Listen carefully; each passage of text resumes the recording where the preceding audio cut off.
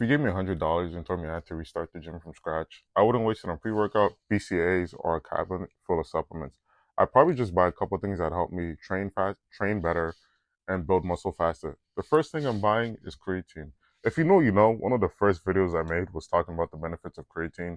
It's one of the most researched products in existence. It helps you improve strength, performance, and builds. It helps you build muscle over time. And it's also, I'm not going to say it's cheap, but it's a reasonable price. Like you could get like I think 30 ounces on Amazon for like $20. So you don't need anything crazy. You get monohydrate. Like you don't need to get the powdered one or anything like that. So yeah, creatine. If you take anything from this video, creatine. Now resistance band. Most people think like resistance bands is just for beginners, but it's useful no matter how strong you get. It's in the word resistance. So meaning like what it gives you some type of resistance while using it.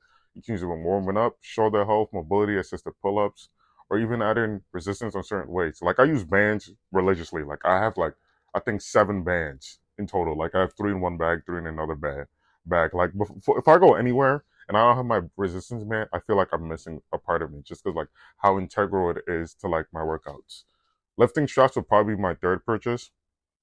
I'm gonna mention the price of all of these at the end, just so you guys have like a general idea of how much it costs. But lifting straps, your back is often stronger than your grip, and if your grip is giving up before your lats or hamstrings, you're limiting your training for the wrong reasons. Straps allow you to build the muscles. Straps allow you to continue growing even when you're like your grip gives out. So lifting straps are important. Also, the type of lifting strap matters. Like, yes, you could just get some generic lifting strap from like Models or like from I don't know what other store buy. I typically like to get them on Amazon or from some like website, just because the stronger you get, the more heavy duty and higher quality of wrist resistance lifting straps you need. So if you're gonna invest in something, buy something that's of a good price. Wrist straps. Oh my gosh, wrist straps.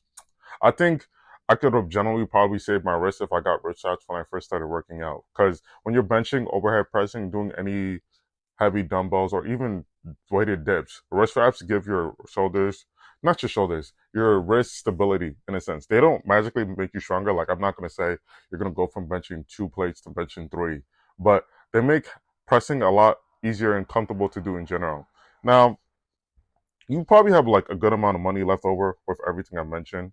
And this is where people are probably expecting me like, oh, can I get a pre-workout? Oh, can I get can I get a dip belt? Oh, can I do this? No.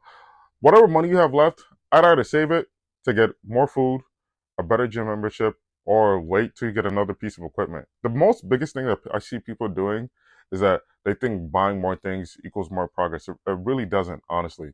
Like you don't need anything too crazy. You need something simple.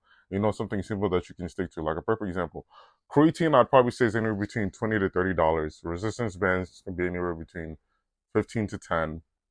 Lifting straps, if you're getting really good ones, is 15 to 20. Wrist straps is like 15.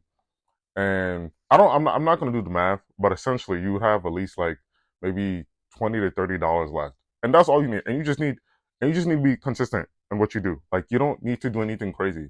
Like you just need to like make sure you're using all these things. Like if you're training consistently enough, eating enough protein, sleeping well, and using these fuel tools properly, y'all porn, you do better than people who spent like $500 on things they didn't need. Consistency and the basics win every single time. Hope this helps.